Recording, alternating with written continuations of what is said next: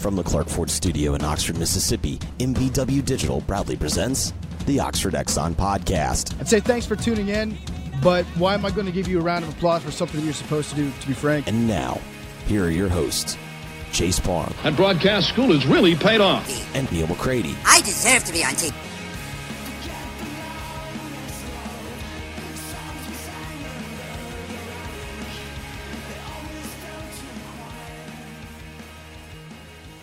Welcome to this Thursday edition of the Oxford Exxon Podcast. Chase Parham, Neal McCready, Clark Ford Studio this morning. Jeffrey Wright will join us here in a little bit on the program. We'll talk probably the World Golf Championship in Memphis with him a little bit. We'll probably talk some football too. Just kind of shoot around some topics with Mr. Wright on his normal Thursday appearance. And we're going to get back to sports a little bit today. We'll try to at least do the beginnings of talking about fall camp. We're inside a week. The first media op for fall camp is next Thursday. So 1 week away from that beginning. I think that's August 1st on a date. So we'll get to that here in a little bit on a show brought to you every single day by the Oxford Exxon, Highway 6 West in Oxford. Make sure you save some money at the pump with Oxford Exxon. You get the mobile rewards program. You get the Speed Pass Plus app. A lot of ways, plus a clean and easy-to-use convenience store. Got a lot of things, including ribs, lunch specials, daiquiris. You know about all those items there, as well as you kept your cup from any of the seasons. 49-cent bottomless refills with the Oxford Exxon. Again, coming to you from the Clark Ford Studio. We are. Clark Ford is in Amory, Mississippi. 662-257-1900 is the number. You call that number. You ask for Corey Clark, and you tell him what Ford you're looking for. You're going to get a quote within 15 minutes in business hours, right to the bottom line. No hassle, no haggle. You just get a quote right to the bottom line, which allows you to do one of two things. You can either use it as a starting point moving forward, or you can go ahead and do the smart thing and say, that's the best deal I'm going to get, and that's the deal I'm going to take, and you can get yourself into a Ford from Clark Ford today. You'll be thrilled you did, because you get a great product. You get phenomenal service after the sale. The people at Clark Ford just take care of you. They're just excellent at what they do. Very thorough, very customer friendly. All of those things.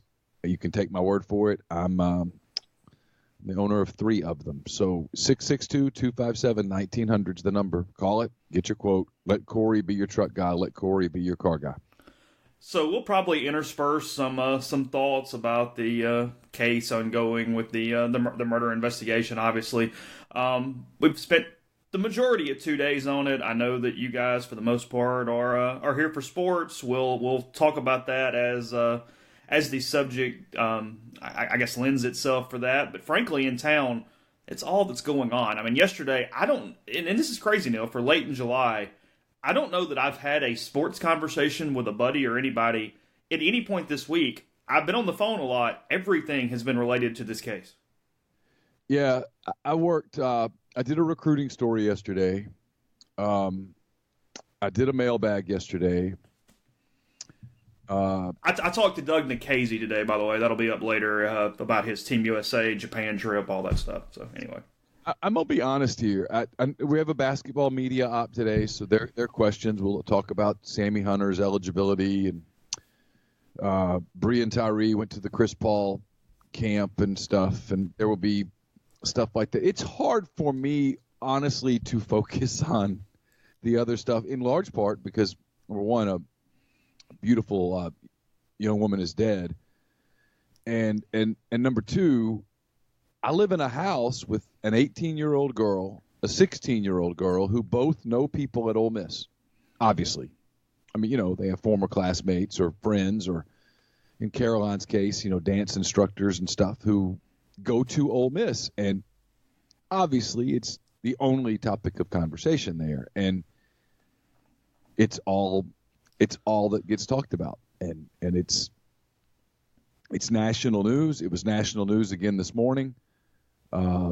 Multiple media outlets have video of her on last Friday night around the square, around Funky's, around Roosters, getting into what appears to be an Uber, stuff like that. There's all sorts of discussion about it. It is frankly, if you live here, you know this. If you don't live here, I can tell you that it is occupying no joke, somewhere between 95 and 100% of the population's conversation. It is, and I mean, everything that you just named. I mean, I'm not minimizing the tragedy at all, but even in addition to that, you know, you and I are reporters. We have brains where we're just constantly trying to dig and find out. We're curious by nature. That's how you get into this field to begin with. I'm an aficionado of true crime. I read a lot of true crime. It's sort of something that already interests me anyway. So, yeah, I mean, I spent yesterday just sort of. Wow, I just saw your message. Spent a lot of time yesterday, not even reporting or digging or whatever, but just kind of talking and calling and figuring out what I could find out and sort of whatever. It's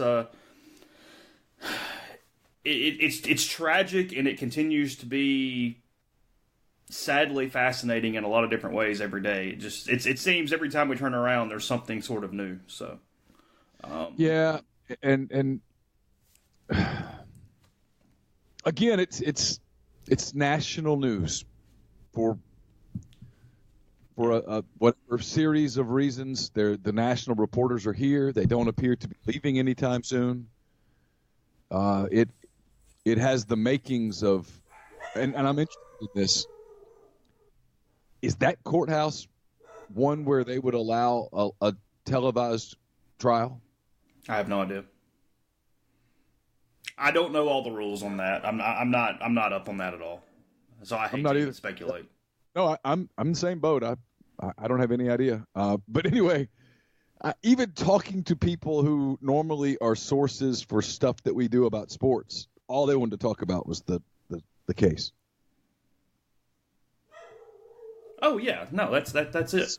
It is dominating. It is dominating the conversation.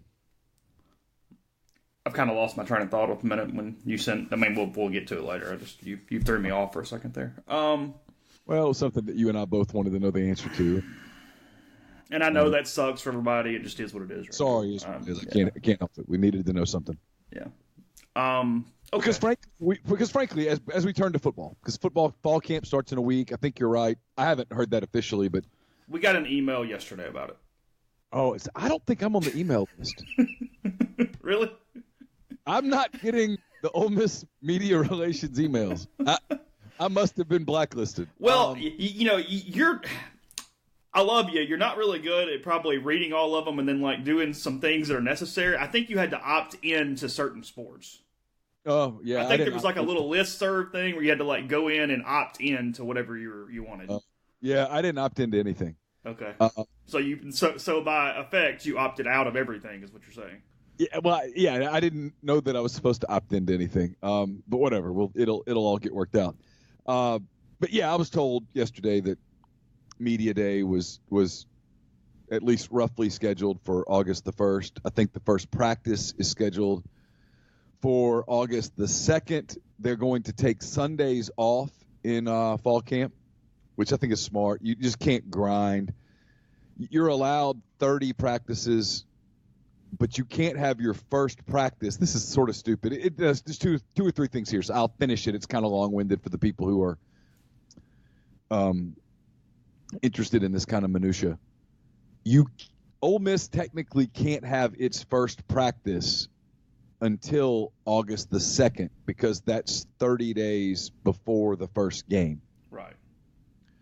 So you're allowed a maximum of 30 practices before your first game. So they could but you can't do two-a-days. Although, dirty little secret, everybody still kind of does two-a-days. They do it the way you would do two-a-days, which is the days of the Bear Bryant, hey, we're going to get out there and kill them in the heat twice a day, every day, for 2 weeks is over. Now you do an extended fall camp. You practice. For Ole Miss, most practices are going to be in the afternoons, which means in the mornings they'll still have kind of walkthroughs inside the Manning Center.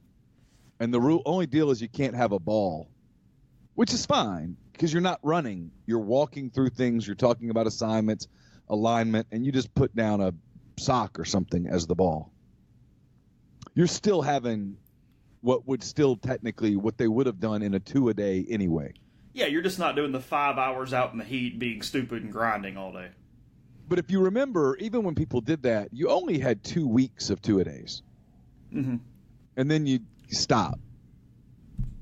And then you'd get into the season. Now it's just it's fine. And here's the other deal, though. Back in those days, you couldn't do anything in the summer. And now they can. Now they can do instruction and they can watch film and stuff. They've done a lot of installation and stuff over the course of a summer. So all of that is it all balances out. They'll be fine. I sent you the schedule. Yeah, I just saw it. Okay. Okay. Well, let's jump into that a little bit. So, I mean, again, I don't know. It's so funny though how it's different. I mean, and it's across the country. It's not just Ole Miss. It's not just the SEC. It's not even per coach. It's just period. I mean, as recently as the first few years of Freeze, I mean, we would be getting ready to go out and essentially stand around every practice the entire month. Just hang out. Yeah. And those days are over. Yeah. We have a fair amount of access. Ole Miss is still on the friendly side relative to everyone else. They're more open than everyone else, especially with interviews. You know, there's so many schools where, you know, you don't talk to their coordinators the entire year almost. Yeah, and we get the coordinators fairly consistently. Twice a week, actually. Games and Mondays. Looking at the schedule just then, that's fine. It's fair. It's fine. I'll be honest. People love inside reporting stuff. I don't like wide open practices because we end up kind of getting told, hey, practice is open, but you can't report on this, this, this, and this. Then why am I here? And I get why they don't want things reported. They don't want me to say, hey, here's the offense they're running. This makes it easy on everyone. If we see something, it's fair game. Yes. If they don't want us to see it, it's not. We're not seeing it. Because, I mean, we would even have problems, and again, this is very inside baseball, but whatever. I mean, we would have issues where they'd be worried about our camera widths and camera angles and stuff, and it's like, okay, well then just tell us not to shoot that, if that's a problem. Or just when you go to team and you don't want us to see it, then get us out of there. Yeah. Now, there are other reporters that don't feel this way, and they hide behind something here, and it's crap. They do the whole, well, I need to know for my own reference. No, you're just wanting to see football. You're just wanting to be able to tell your buddies. If I see it, I want to be able to report it, and if you don't want me to report it, well, then don't let me see it. And that's very simple. I've never once complained about, hey, we're going, you know, periods 1 through 5 are open, but don't do the deal with the one I hate, and I hate this one when they do it. 1 through whatever is open, no cameras after. I'm like, yeah, but okay, no cameras, but I have eyes. I just don't like that. I'm either out there as a reporter or I'm not out there. And I think that solves every problem for everyone, and it eliminates all of the stuff.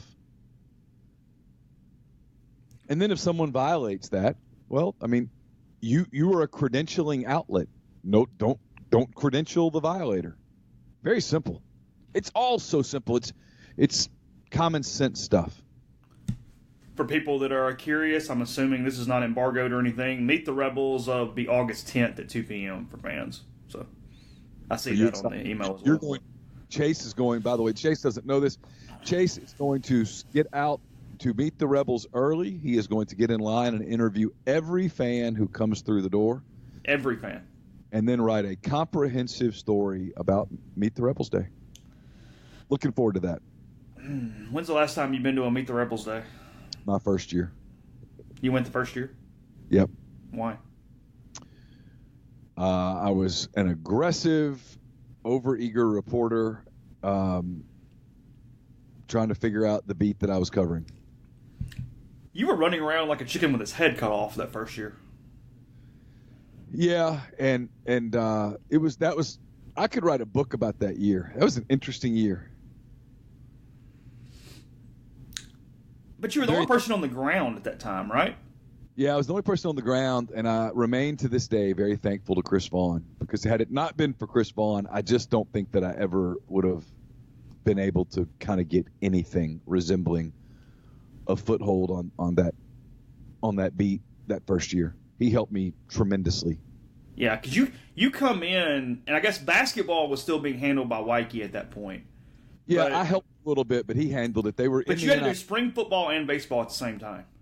Yeah, my first weekend, they were in the NIT. Ole Miss was playing Florida in baseball, and spring football was starting. And I was covering recruiting. They had like junior days and stuff. And I thought, I remember thinking, what the hell have I done? And my kids were little, and I was at my parents' house because the kids were still. Yeah, y'all hadn't sold the house in Spanish Fort at that point. And they had those Webkins. Remember Webkins? Sort of. You don't remember Webkins. It's a little stuffed animal, and they had an online thing, and you could play with them. So they gave me a Webkins so that I could play with them, and so my Webkins would play with their Webkins. And so I would come home for stuff, and at nighttime I'd try to get on and play with the girls and stuff. And of course Carson was one, and I couldn't talk to him. And yeah, I remember vividly thinking, what have I done? And it was brutally, there was no even attempt to hide it, brutally obvious that I was covering a football coach who not only did not like me, but who detested me. And at that time I thought, I don't really understand why, but okay. Been here, done that. But it was like, man. And then, and Houston was the type that told his staff, hey, you can't talk to this guy. And it was different. It was a different deal. They were a very intense staff. It was hostile. Yeah, they were very intense. It was hostile, and their ops guys were always so hostile. Like you take like one step over a line, and like the security guards ain't got nothing on some of those ops dudes from back in the day. No, like be trying to like roadhouse you back across the line. It's like whoa. It's all right. And Clifton Ely always asking me why I wore what I wore, and I never understood that. And then after a while, I was like, oh, this is orders from the top. Yeah, I know. Like David Brandt's told the story on the podcast before. They're all the way on another practice field, and Brandt goes to walk across the backside of another practice field, and I think it was like Breedlove or Beaumont, that said like, "Hey, like start screaming at him, get back!" And David's like, "Dude, they're 180 yards away, 180 yards. I'm walking across the field. That's it. They were intense. Oh gosh." And you try to kind of just have nice conversation. Nope. Yeah, no, that group. Not me, man. Boy. Not me. Now, there were some other people on the beat that they were pretty bosom buddies with, but it was not me. Chris Vaughn could not have been nicer to me, and had it not been for him, it would have been a really, really difficult year. Where is Chris now? What's he doing? He's a scout for the Cowboys. His son, which is no surprise because I can remember when he was just a little boy, it was obvious he was super athletic. His son's, I think, a D1 football prospect. No surprise. That kid was super athletic when he was little guy. Pretty talented staffs then, as far as kids go, between him and then Kumar Rocker when Tracy was here. Yeah. There was a little talent running around at that time, and probably pull-ups. Yeah, well, because you mentioned Carson being one. That might be that's the way that I go. Wow, you have been here a while. When I see Carson now, and go, whoa. Yeah, well, further proof of it is, Campbell was like 7 years old and playing Webkins, and she moves into her college dorm 3 weeks from today. It sounds like when you say the 3 weeks thing, it's hitting you a little bit. Yeah, it is. It is for sure. And this deal in town has impacted me, if I'm honest. It has. And I'm not alone there. I've heard that from a lot of parents. What are you driving her up, being followed, then y'all coming back in another vehicle? What's kind of the plan for moving around? Yeah, we're taking 3 cars. And then obviously think we're going up on Wednesday, and then she moves in on Thursday, and then we'll come home on Friday, and we'll come home in different cars, and that's probably a blessing. Okay. We can kind of have our own little private time. I think Laura thinks that it's not going to hit her, and I think it's going to hit her like a Mac. But we'll be okay. Life passes. Just the way it works, isn't it? Be all right. You just hope. Yeah. We'll go to Jeffrey in 1 second. Before we do that, I'll tell you about Community Mortgage, Oxford, Memphis, Soto County, and Chattanooga. Underwriting and processing is done in Memphis. You're getting local underwriting and understands your market, a leader in condo financing and the float down option. Plus, interest rates are as low as they've been in about 2 years. So if you bought or refinanced during that period, it's time to talk to Jason and see what he can do for you. 662-234-2704 or JLOWE at communitymtg.com. I'm sorry.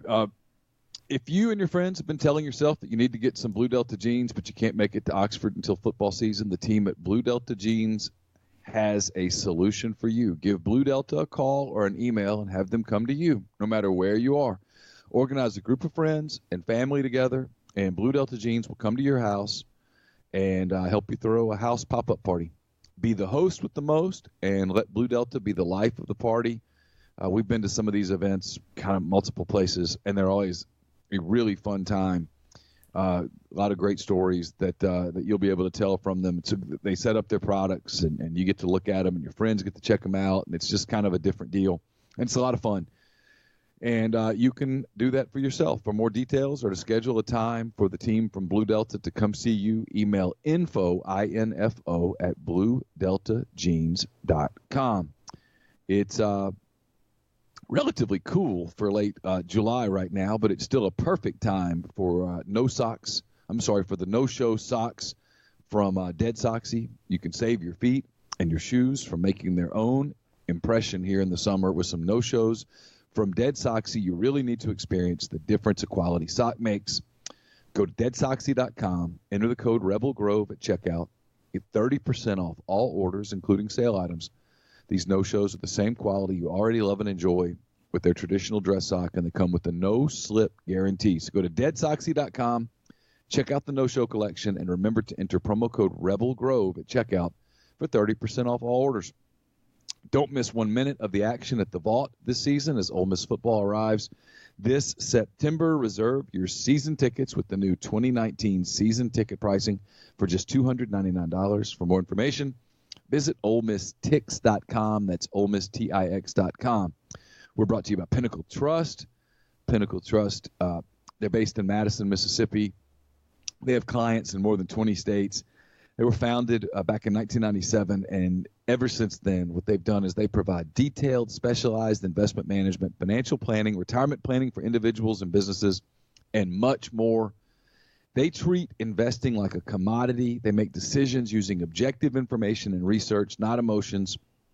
What they do is they sit down with you, and they talk about your goals, your dreams, what you want to do with retirement, when you want to retire, how you want to live as a retiree, all of those things. And they put together a plan for you that is, regardless of your level of wealth, it is made specifically for you. It provides peace for you, and it adjusts with you as life happens. Pintrust.com, P-I-N-N Trust.com. Mention you heard about Pinnacle Trust on the podcast. You'll get 10% off your first year's fee. Now here's Jeffrey Wright. Jeffrey, good morning. I know you're having quite the busy day, the busy week. Won't keep you too long, so appreciate the time. Golf has started. Today is Thursday, so they are hitting golf balls at TPC Southwind. No Tiger. Everybody else, for the most part, has shown up. What's sort of been the vibe this week as it gets going? Yeah, I think it's a microcosm kind of golf in general. I mean, there's just not the buzz. I mean, without Tiger Woods, and it goes from being a great golf tournament to, if Tiger's here, it's a great event, and it's a big Memphis sporting event. But now it's the best golf tournament they've ever had, and you can kind of sense in the air. There's no question it's deflating, but yesterday Rory, Brooks, they all get on site, and you could tell that the enthusiasm's starting to pick up, but it's certainly not what it was when there was the confidence, quietly behind the scenes that Tiger was going to be here. I haven't been to one, and I'm not going this week, full disclosure, but a World Golf Championship event, because of these small numbers, it might be the best event to just go to, though, of anything, right? Because you have access to these guys. It's not overly crowded. The tee times start and are kind of spread out and are at good times. I mean, from a fan experience standpoint, I would think this is a little bit of manna. Yeah, if you just want to see the guys, and you just want to, it certainly doesn't have the feel of a major championship. I would not even remotely say that. But the field is a very, very strong, limited field, other than, of course, Tiger and Ricky, right? Yeah, Tiger, Ricky, Molinari's not here, and then Sugar Shane is still drunk over in Ireland, and good for him because he's doing exactly what I would do. Like, if you're telling me on the island in which I was born, I just won a major championship, yeah, I'm going to go ahead and enjoy that one. You're not going to go to Memphis on a transatlantic flight in a couple days, is what you're telling me? I'm not sure there's anywhere else in the world that I would have gone. Like, if I just had the moment that perhaps might define my career, and who knows, maybe he could win another major or two, but to me it seems likely that's going to be the highlight of his career. I got no problem with a guy wanting to enjoy that for all it's worth, especially when he's had the struggles that he's had in his career, particularly the last year. So good for him. But yes, in terms of, as you mentioned, the crowds are smaller. They're not going to be as intense in terms of the players. And so, if you just want to go and watch these guys and see how they put a round together, watch them hit the golf ball, this is about as good as you're going to do, because there's just not many times that they're all going to be on the same piece of property very often outside of a major championship. And you're not going to be able to go to a major championship without fighting crowds. We've spent a lot of time this week on the homicide that took place in town. Is it resonating much in Memphis? What's sort of the feeling in our north? That's an interesting question. It's certainly garnering attention. I mean, look at the local news broadcasts, and it's definitely being covered up here in Memphis. I find it hard to believe that it's as big of a topic of conversation as it would be for you guys down there, but it's certainly captured the attention. And I mean, you hate to say it, but it's like, okay, it kind of fits all the boxes, or checks all the boxes that you would need for a story that's going to be somewhat, I don't want to say of interest, but it's certainly going to be a story that people pay attention to. You have a beautiful young girl that was murdered. You have the suspect that fits all of the negative stereotypes of young men and whatnot, allegedly. And it's going to, I feel like, because of that reason, it's always just going to be a story that resonates. I mean, you look over at the Nancy Grace type stories, it kind of fits all the boxes. So I mean, it's certainly, I don't want to say everyone wants to come up and ask me about it. Most people that have asked me my thoughts have been people that have Ole Miss ties locally, but it's certainly been a story that people are aware of. Yeah, I saw. I mean, all the Memphis TV stations have covered it to some extent. Like, somebody mentioned something that Janice Broach had said yesterday to me and whatnot. But anyway, just more curious than anything else. Have you officially turned toward football now in your show? Yeah, it helps. So Calkins and I both love the NFL, and so Jeff's starting to get fired up. Like, you could tell when he came in today, like, he'd seen the camp video, and you could tell that it's certainly something that has piqued his interest in terms of just a sports fan. But we're still kind of in this weird spot where, most of the local guys, they're having to cover the golf tournament, and everyone just kind of feels spread thin. But yes, we can definitely turn to football and not, no one's going to ask, why are you talking football right now? You know what I mean? Are you allowed to take a day without talking about Memphis basketball recruiting? Is that allowed yet? Yeah, I would say it's allowed. But Penny did play yesterday in the Pro-Am? Well, so there's not technically a Pro-Am anymore. Like they played over at Spring Creek, and it's like that celebrity Am circuit. So, Penny played yesterday, and so I don't know if you know this, but he hinted that he was going to go out and watch Rory Brooks and Jason Day today over at Southwind. So, I mean, if there's an opening to maybe perhaps angle this back to Penny, listen, Neil, we all got checks to cash. What kind of stick is Penny? Really good. Is he really? Yeah. I mean, turns out if you're an elite athlete and then you get obsessed with golf at some point, turns out you can figure it out. Yeah, it's the exponential version of when around here, you play with all these guys and they're like, hey, that guy used to play baseball at Ole Miss. He's pretty good. Like, well, yeah, thanks. Hey, spoiler alert: Logan Power can really hit a golf ball pretty solidly. You don't say. The guy that was 5'9" and could hit baseballs 500 feet. Turns out he can hit a little white ball that doesn't move. Okay. Yeah. Write that down. Yeah. When someone told me Chris Bryant was a scratch golfer, I'm like, oh, what a shock. Huh. Wow. Hockey players. Turns out that they can control the puck on ice skating at full speed. Turns out they can hit the golf ball when it's standing still. Oh, God. How is no one in Memphis got like an 18-hole like Penny versus JT thing going for God knows what kind of ratings and money by this point? I presume because JT don't want none. Oh. And Penny's got all that smoke, so okay. That's a decent idea. I guess the problem is at the end of the day, it's like, okay, maybe it's a story of local interest, and I think part of it is just setting it up with schedules and whatnot. I'm sure if they wanted to hammer out a day to do something for charity for St. Jude or whatever. It would raise a ton of money. Oh, for sure. It's just, I've just always felt like, I don't know about you, but like, take like the Reno Tahoe Open, or not the Reno Tahoe, whatever that Tahoe celebrity golf tournament that they'll put on NBC. Like, at a certain point, yes, you like watching celebrities, but it's like once you see them hit the golf ball once or twice, like I'm kind of good. Like Romo's a good stick, but it's almost like in sports, we'd rather just watch the best of the best than watch names. Well, yeah, nobody's tuning in for the celebrity softball game every year. Or yeah, the celebrity pickup game they play.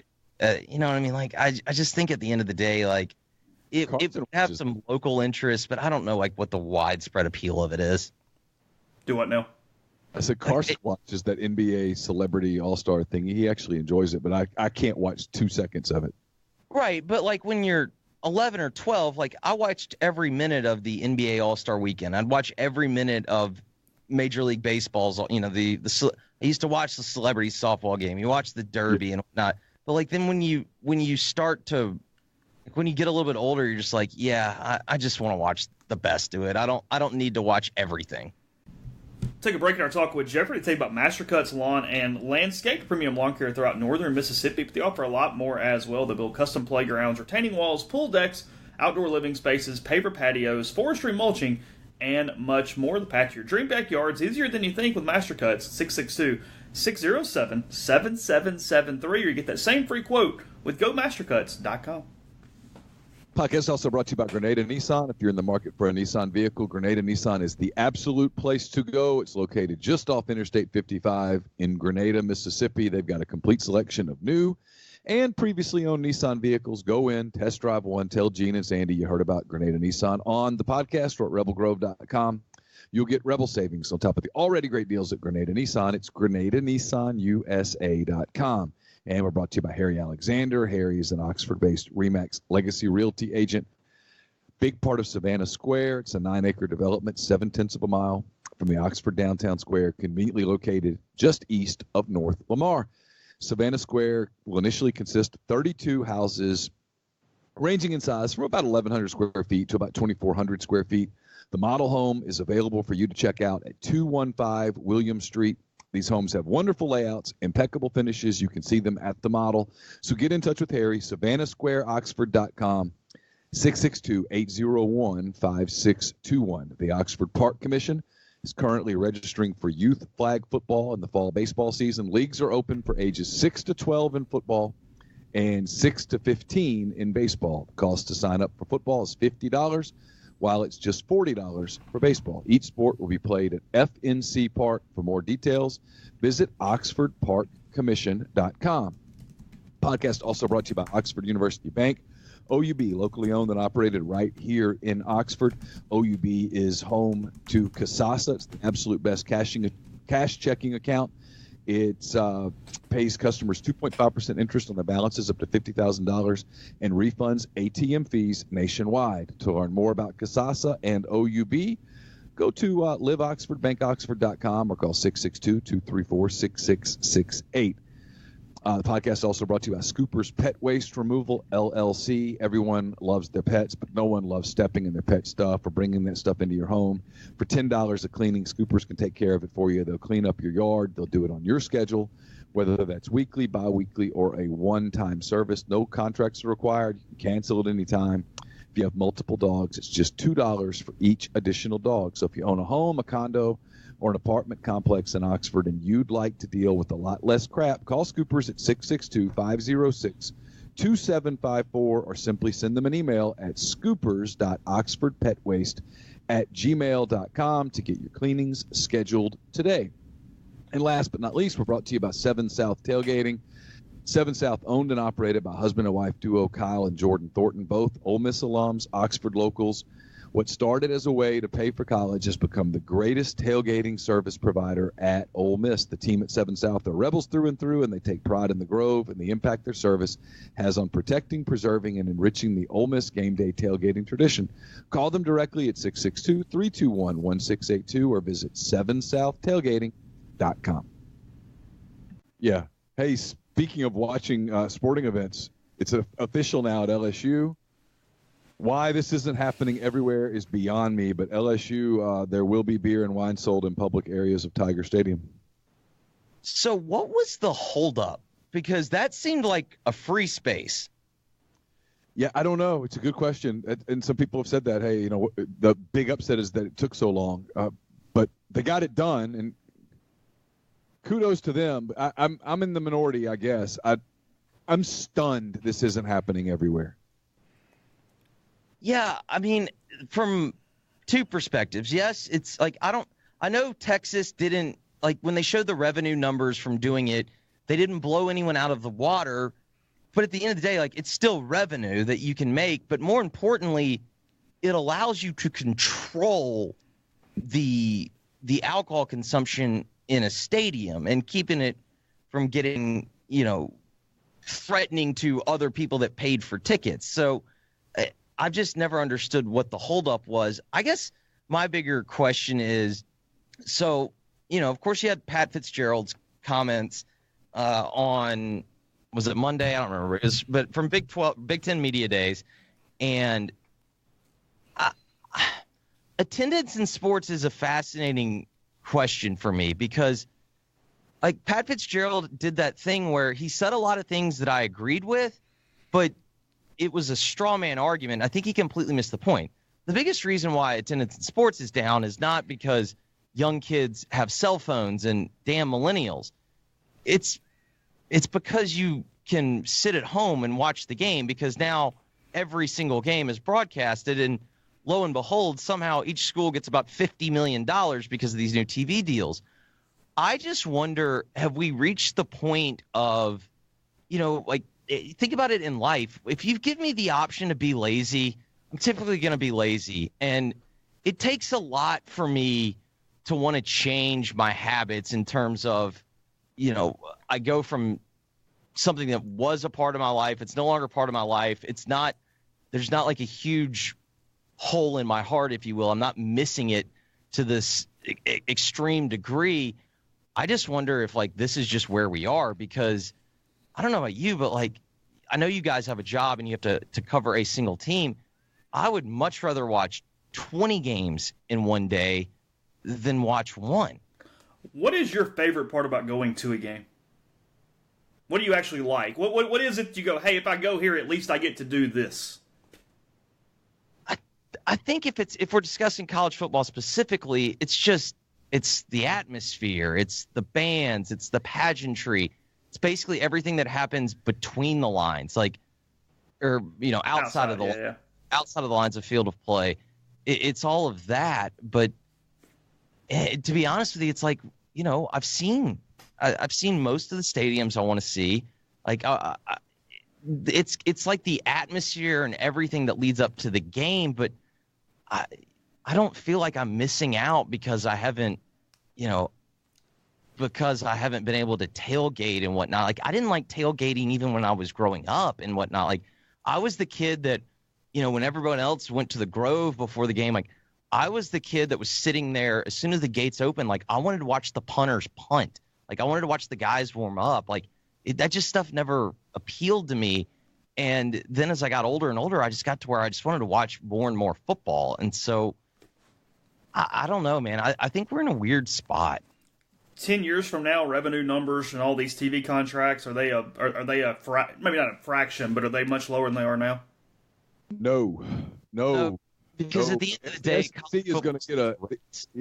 SEC is going to, when they redo their TV contract, it might be 400 to 500% what it is today. Okay. Yeah, I mean, they hired the agency that sold the WWE rights to Fox for SmackDown, and I mean, when the numbers for SmackDown came out, almost every single industry insider was blown away at how much money they got, and so CAA, who sold those rights, are going to sell the SEC's rights, and get ready, I think, for the SEC on Fox.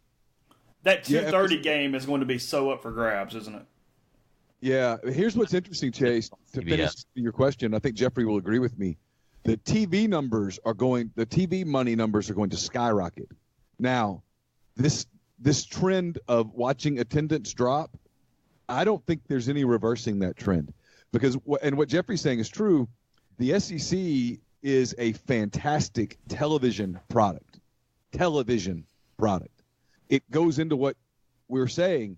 People love to watch the SEC on television. They love to watch Ole Miss, Arkansas at 11 a.m., LSU, Florida at 2:30, Alabama, Georgia at 7. That's what they want. They want to be able to watch that succession of games on their televisions in HD, all of that stuff. They don't really want to have to fool with going to the Ole Miss, Arkansas game where let's say you're an Arkansas fan from Fort Smith and you come to the game in Oxford and the game ends at 3 and you get back in the car to drive back to Fort Smith.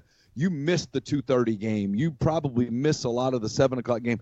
That's gone. So what I think you're going to see over the course of the next 10 years is TV money and streaming money skyrocket, and all of these schools start figuring out cost-effective ways to reduce the amount of seating in their stadium, to make more of the seating premium, to provide more bells and whistles and all of that stuff just to get people to come to games and stay at games. But I think attendance, the drop-off in attendance, I think it's more than a blip. I think it's an absolute trend. Yeah, I think also another unspoken factor, and I know Neil and Chase, you two have spoken about this at length, and so I presume we all agree because we've had the conversation before. The other flip side of it is when you sit at home and they go to the 4.5-minute commercial break, I can go flip channels. When I'm sitting there in a game, forget just the whole process of going to, spending a weekend to go to a game. The games themselves inside the stadium are too long. They just are. And, I don't see any way that gets fixed because there's, at least like in the NFL, you have the NFL that regulates essentially how games are produced, because the only difference really between a CBS and a Fox broadcast for an NFL game is the announcers. I mean, that's really it. And the graphics package. But other than that, the way that the game is presented, the time frame and whatnot, it's all the same. In college football, that's just never going to be the case because all these TV deals are done with conferences. The TV providers have the power in those situations.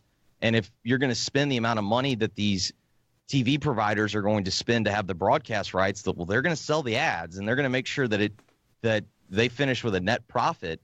And so I agree with Neil. I think you're going to start to see the shrinking of stadiums, more and more premium seating, and that's going to be the way that people are going to have to figure out how to do it, because I just, Alabama's always going to be a draw because they are, but I don't know about the bottom 3/4 of the Power Five. Alabama had some attendance issues last year. Yeah, Saban's always griping at his students when they leave because his team's up 52-7 and they want to go and enjoy the rest of their day. To kind of tie it all together, I was talking to Ryan Brown about this, and one of the issues that they're trying to figure out at Alabama is that so many of the people that come to their games live in Birmingham or live in Montgomery, and they've got to get back on 2059, which if you wait till after the game's over, is a freaking parking lot. And so they're all leaving early for two reasons. One, to beat the traffic, and two, to get back home to turn the TV on to watch the next game. Yes. Inevitably, what it all comes down to is we have more choices than ever. It used to be you went to games because that might have been the only way you could see your team play that week.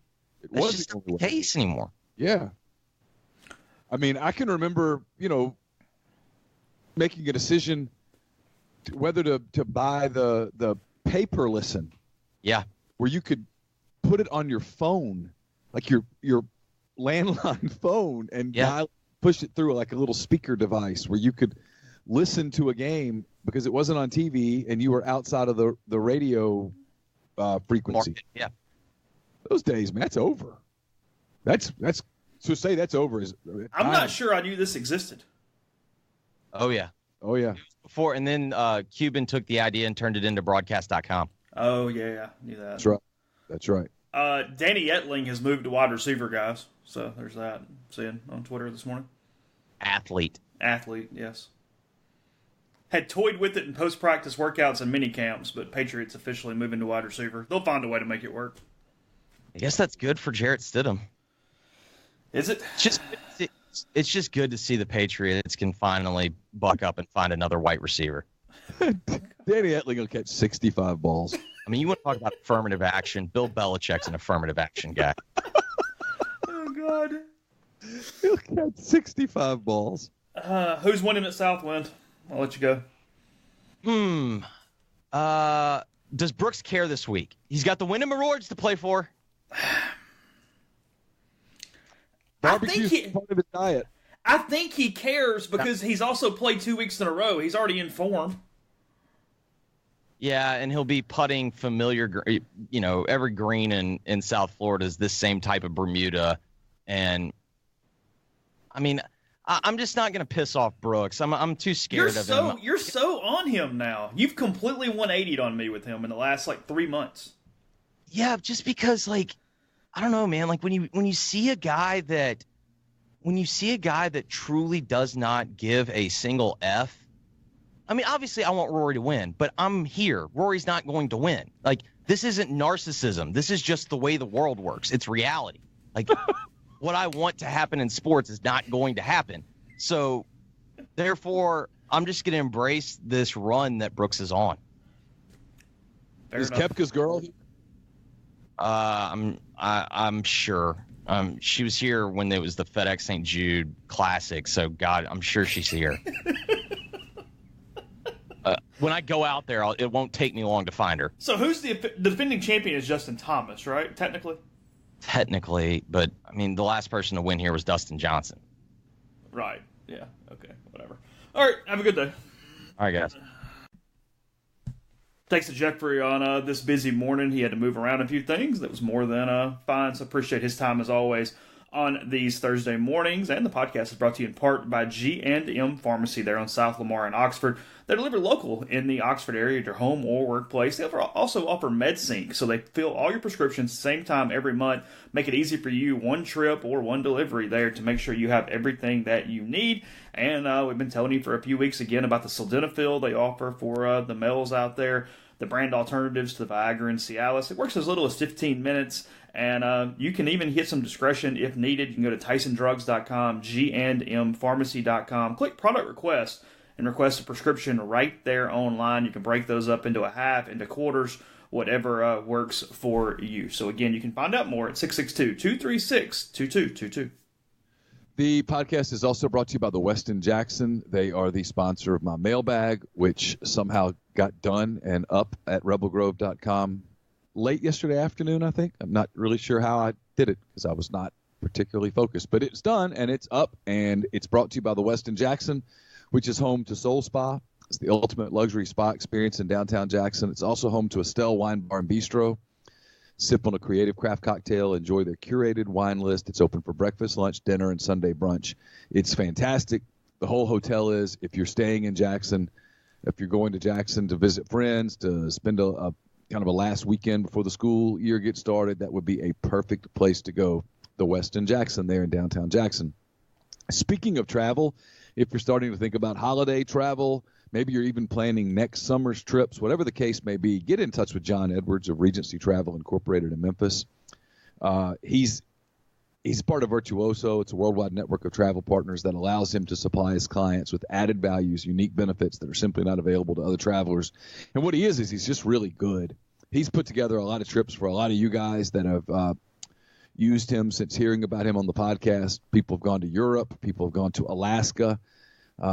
People have gone to the Gulf. People have gone to Greenbrier. People have gone everywhere and had incredible trips that John put together for them. And you can have one of those special trips as well. Give John a call. Give him some parameters. Give him a budget. And he'll give you a lot of options that you can't find on your own. And no, you don't have to live in or near Memphis to take advantage of his services. 901-494-3387 or jedwards@regencytravel.net. First-time clients can save $50 off their first booked trip just by telling John you heard about Regency Travel on the podcast. So I found this story interesting, Neil. We'll get to football in a second. We'll talk about it for a minute. We got plenty of time to talk football, including tomorrow. But did you see this? The Golden State Warriors fan who got the courtside seats for doing a little Photoshop and about $30. Did you see this? All right, I'll read it to you here. Let's see. Trevor Laub. Let's see. It's coming from Deadspin. He would go to the arena there at Oracle, and he would sneak courtside for games, and then last week he revealed all of it on YouTube. The gist is simple. As Laub explains in a 23-minute YouTube video, he would buy the cheapest available ticket, and inside the building pass, which doesn't actually get you a seat in the bowl area with a view of the game. I'm reading from Deadspin again. In theory, it exists so you can show up and follow games on TVs in the club area. So anyway, before the games, he would check Ticketmaster to see which courtside seats were still for sale. Then he would use some image editing to modify that ticket so it listed that vacant courtside seat instead of the actual depressing seat in the club area. A screenshot of that fake ticket was all he needed for the second phase of his scam.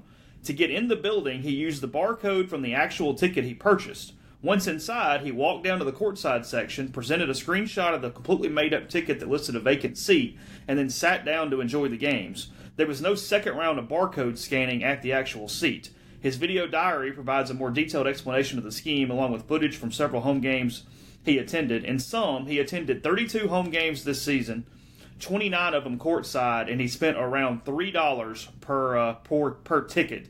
He says, quote, "Shout out to the real MVP, the rich guy who had season tickets to the 2 seats I sat in every game, and he only showed up to 4 games the entire season. I appreciate you."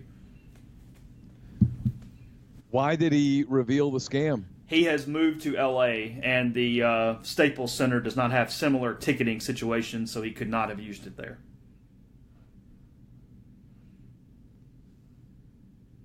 Interesting. That's it, but interesting. Spent $87 on 29 courtside seats. You do wonder why the guy who buys season tickets and spends that kind of money and then never goes to the games, why do you buy them?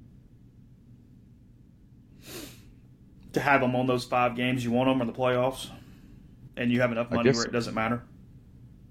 I guess so. Now, why you're not being a little more active, just sell them on StubHub, because that's a lot of money you're not winning, you're not getting. Is more. Yeah, because you could get a lot of your money back by putting those tickets on StubHub. You could get all your money back, especially at a Warriors game where the tickets are in demand. Yeah, especially those kind of tickets. Yeah, that's what I'm saying. So, all right, talk a little football.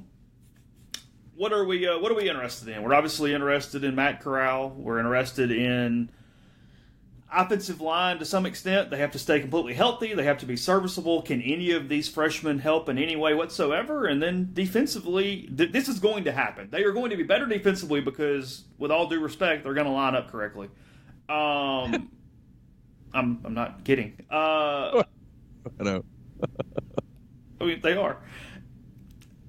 But what does the 3-4 look like? How does that work? Is it multiple? And then, obviously, what about these newcomers? Lakia Henry, Sam Williams, are they ready to go from day one? Because Ole Miss desperately needs them to be. You know what interests me a lot is, and this happens every fall, but it really seems pertinent this fall, where you have 4, maybe 5 kind of proven offensive linemen.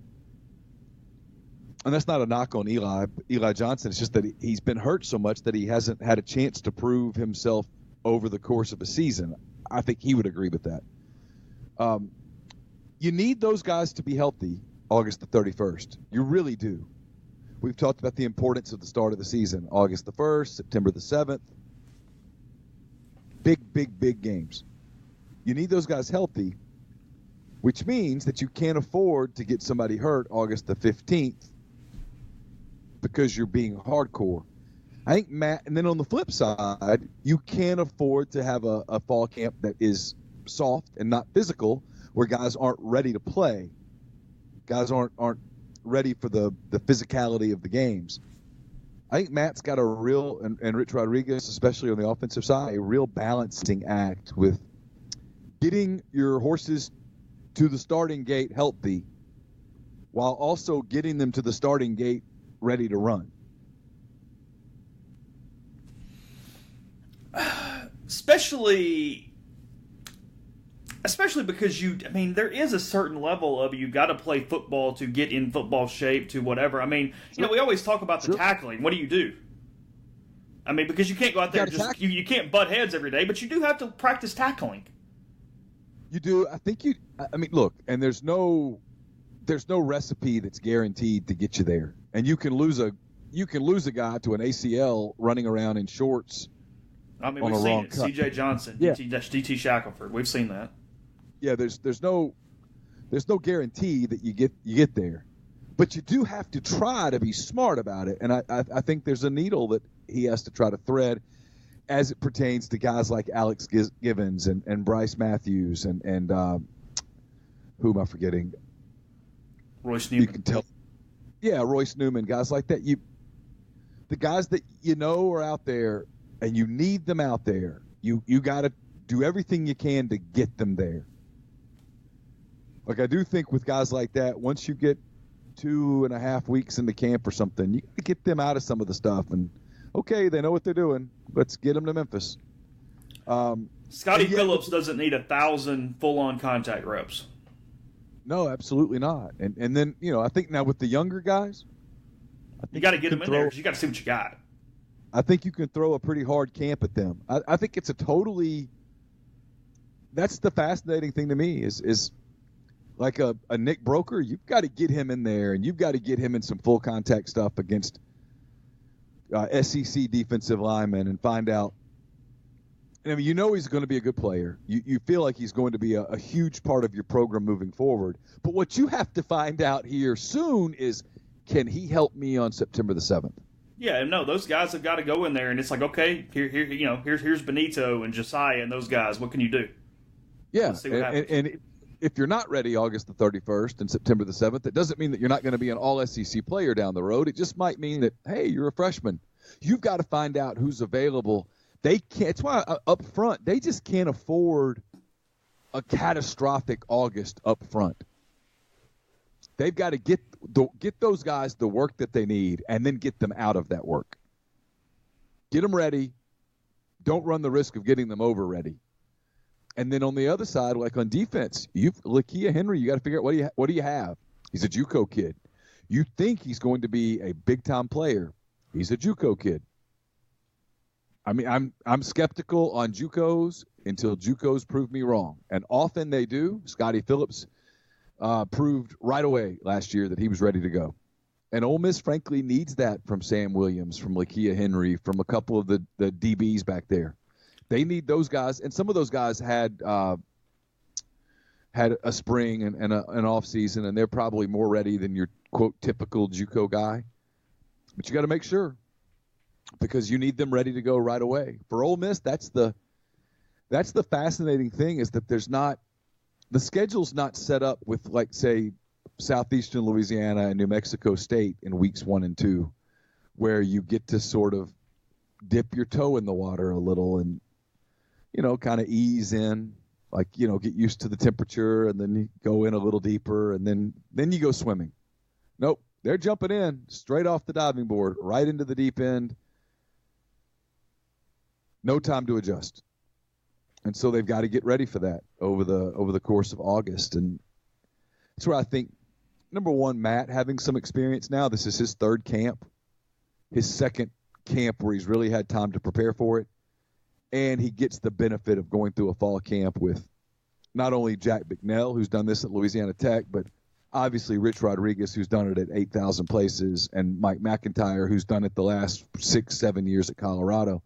You get that benefit to put a plan together, and I'm sure they have a very comprehensive, detailed, probably shockingly detailed plan of how they're going to put this together. And so much trust there, because you do have guys that have operated camps as the head guy, running not only both sides of your ball, but also with Bicknell, a guy who's having to man what is the most important unit on your field this season. So they're also in 3 spots where it's like, hey, Matt can oversee. He can just give it to them, let them go. He has confidence in them, and it's going to be executed correctly. Versus sometimes when you have either young coordinators or coordinators without that experience, you're having to really look to that side of the ball more and kind of babysit a little bit. There's no babysitting required here. You let these guys do what they do. So I think that's a critical part. Matt's a very good offensive line coach also, and having Rich Rodriguez running the offense, where he's been handed the keys and hey, it's your car, go for it.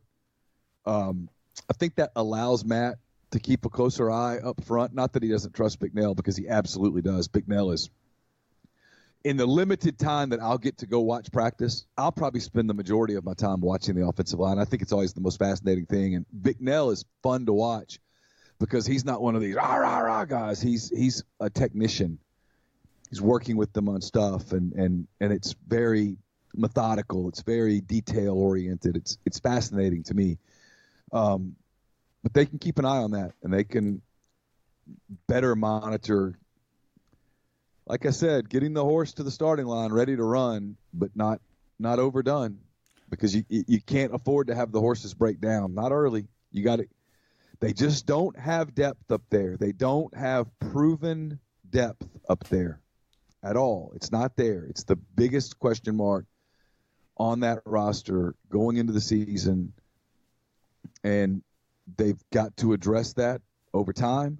They've got to develop some depth, build some depth, but they have to maintain the guys that they have. They also need to identify who their second-best quarterback is. Matt Corral's going to run around a lot. He could sprain an ankle. Who knows? You got to figure out who number 2 is and get number 2 ready. I still think, especially early in the season, you got to be careful with the way you use Matt Corral.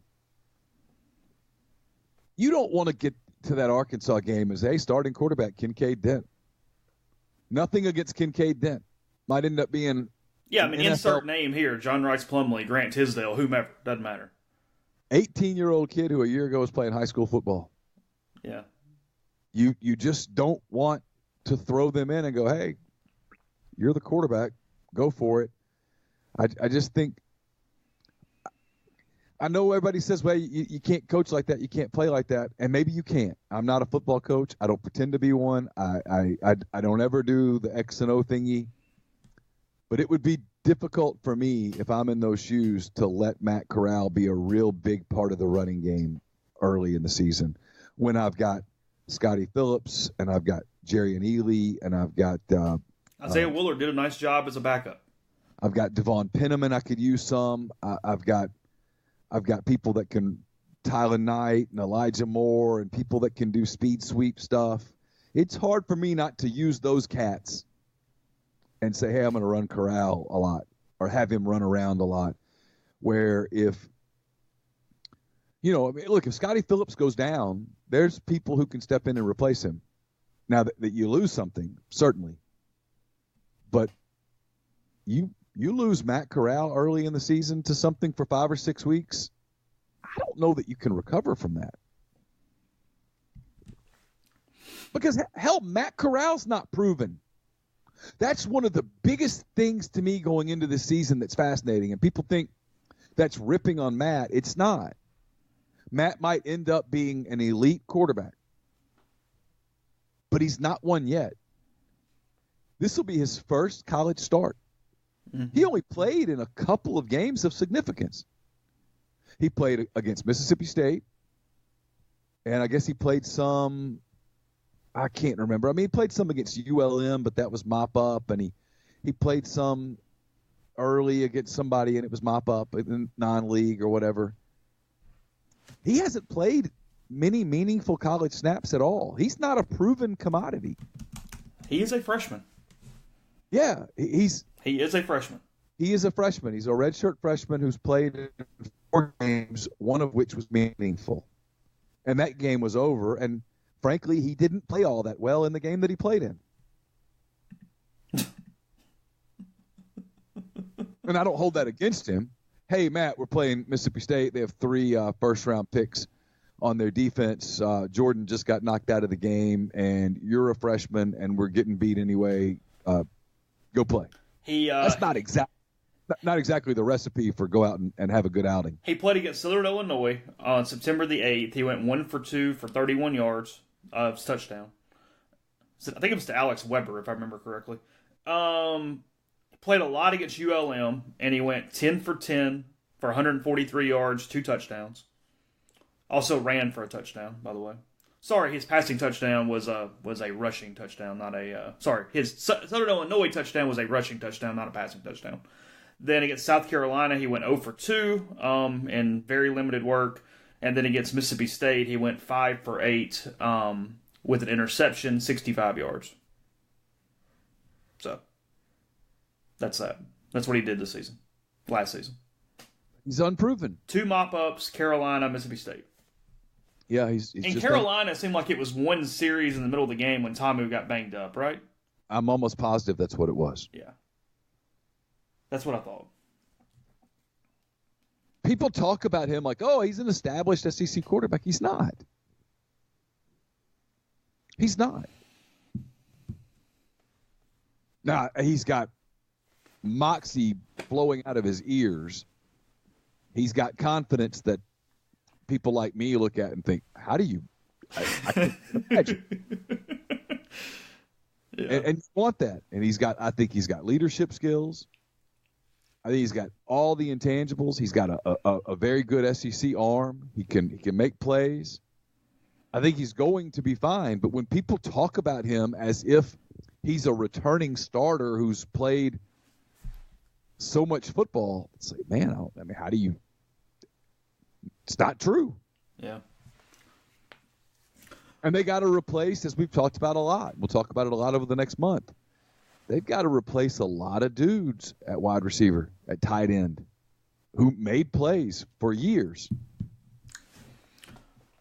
We'll continue to talk about it. Probably talk about it a little more as well tomorrow. We'll probably get some questions from you also for this Friday show that is upcoming. But go to rebelgrove.com. Got some content up. Got plenty of discussions about a number of topics. Appreciate Jeffrey today, and we will talk to you tomorrow.